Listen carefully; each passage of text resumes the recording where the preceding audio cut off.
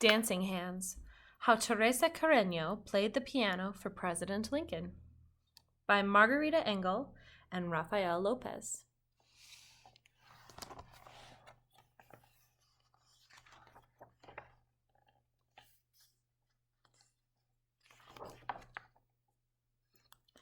When Teresa was a little girl in Venezuela, Mama sang lullabies while Papa showed Teresita how to let her happy hands dance across all the beautiful dark and light keys of a piano. At first, making music seemed magical, but Teresa soon learned that playing the piano could be hard work.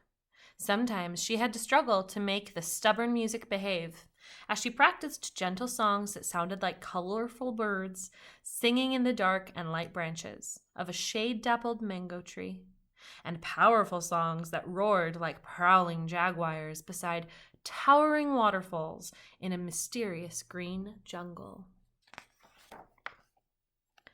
If Teresa felt sad, music cheered her, and when she was happy, the piano helped her share bursts of joy. By the time she was 6, she could write her own songs, and at 7, she could perform in a peaceful chapel of the magnificent cathedral, playing hymns that shimmered like hummingbirds. Music was Teresita's delight, but suddenly, when she was 8, a war changed everything.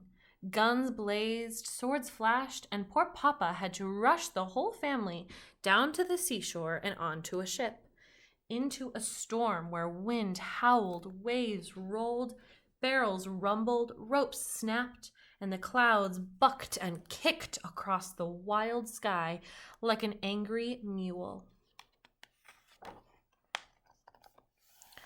By the time the ship arrived in New York, Teresa felt lost. She was homesick. How could she ever play happy songs again?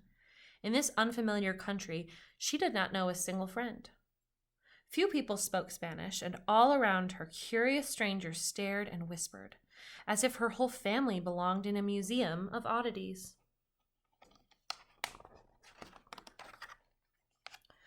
Worst of all, there was fighting here too.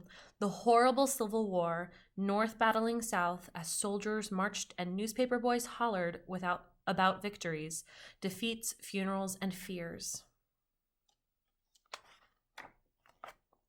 Without a new piano, Teresa would have felt even more lonely. But soon she discovered that wherever one is, some people are friendly, drawn together by songs. Musicians came to her house, playing along, while they listened to the dazzling notes of her dancing hands. Determined to improve, Teresa practiced graceful waltzes and sonatas, booming symphonies and lively folk songs, her strong hands accepting the challenge of life's many dark and light moods. People began to call her the Piano Girl. Her picture was in the newspaper and on posters advertising concerts where she performed with great orchestras that invited her to play solos. Teresa triumphed in enormous theaters where children clapped and cheered, while their parents stood up and tossed roses. With Papa at her side, she traveled to elegant cities, and by the time she was 10, the Piano Girl grew so famous that she received amazing invitations, including one so special that she could hardly believe her eyes. President Abraham Lincoln wanted her to play for his whole family at the White House. But the country was still at war, so Teresa arrived in Washington, D.C. at a time when freed slaves were signing up to be soldiers. The injured moaned and nurses groaned from the sheer weariness of caring for so many fevers and wounds. Not long ago, the president's young son had fallen sick and had died. Men argued about battles lost, battles won, speeches made, victories delayed. Teresa began to worry. How could music soothe so much trouble? Poor Abraham Lincoln. Teresa hoped she could entertain the president, his grieving wife, and their 2 surviving sons. Her fingers might stumble, the rhythms emerging too slow or too fast. But Teresa was brave, and she believed in trying her best. So she entered the White House silently, clutching Papa's hand fiercely as they stepped into a room so red that it looked like a storm at sunrise. Teresa remembered how it felt to be a homeless refugee, and how lonely she had been, surrounded by strangers, some of them rude and others kind. The memory of meeting past challenges now helped her fingers dance, celebrating the ways life had turned out to be a mixture of all sorts of feelings, happy and sad. But the piano was poorly tuned, making her music sound ugly. What should she do? Refuse to play? She stopped, feeling discouraged, until Mr. Lincoln smiled kindly and asked for his favorite song, Listen to the Mockingbird.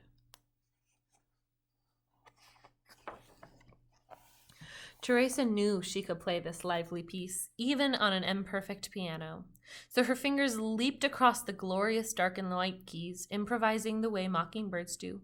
The melody changed as she went along. Music swirled, twirled, and soared on the wings of sound.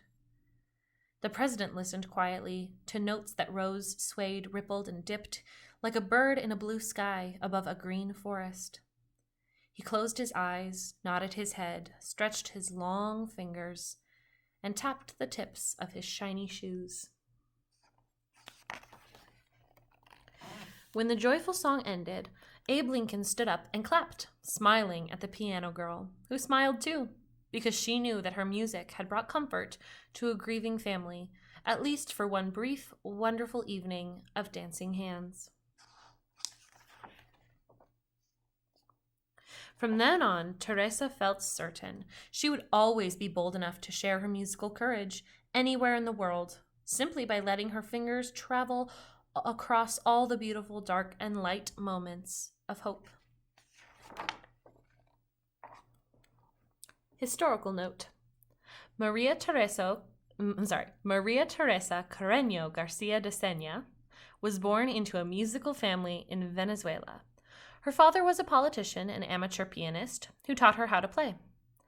By the time she was 6, she was already composing her own music, and soon she was performing. In 1862, a revolution forced her family into exile. After they settled in New York, Teresa played at Irving Hall. She received several piano lessons from Louis Moreau Gottschalk. In 1863, her original composition, Gottschalk Waltz, was published. She played as a soloist with the Boston Philharmonic and traveled to Cuba, where she performed to great acclaim. In the fall of 1863, Teresa received an invitation to play for President Lincoln. He had already freed the enslaved people with his Emancipation Proclamation, and the Union had triumphed at Gettysburg. Saddened by the death of his son, Willie, and worried about the future of the nation, Lincoln often took comfort in musical performances, including concerts by Teresa Carreño's teacher, Gottschalk. After her White House performance, Carreño toured Europe, where she played for the famous composers Rossini and Liszt. Later, tours took her all over the world, including Australia, New Zealand, and South Africa. She returned to Venezuela only once because her countrymen disapproved of her, scandalized by the independent spirit that caused her to divorce 3 times before finding happiness with her 4th husband.